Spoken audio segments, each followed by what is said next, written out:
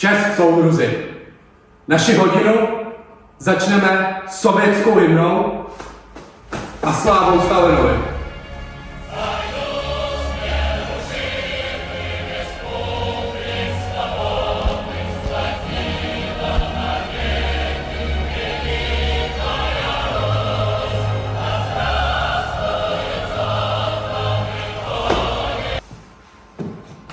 Dneska budeme se učit o stalinismu, leninismu a marxismu, komunistické Bibli a komunistickém manifestu.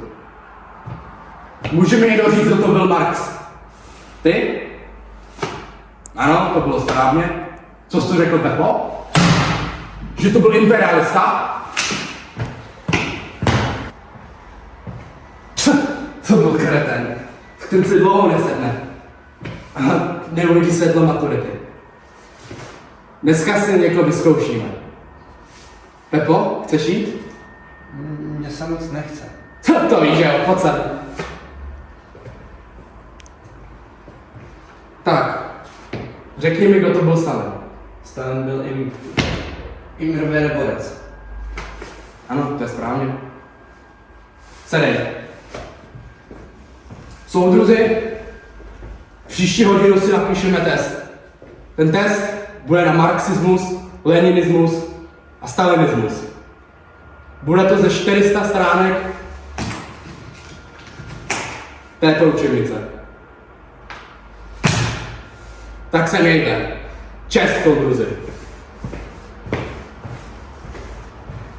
$500 million a year. When I dropped out, I took it out of there. And for 330... Ahoj děti, já jsem profesor z Harvardu. Dneska si povím něco o nauce o černé populaci v Americe.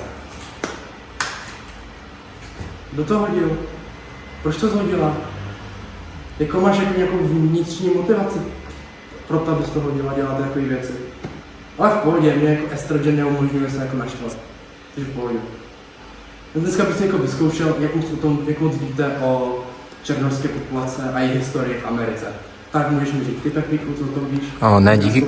Nechci, kam. Nechci být zkoušený. A co příště? Chtěl bys? Asi ne.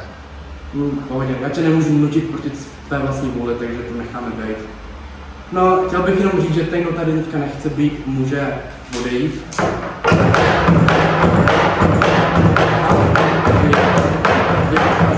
Vy odcházíte všichni.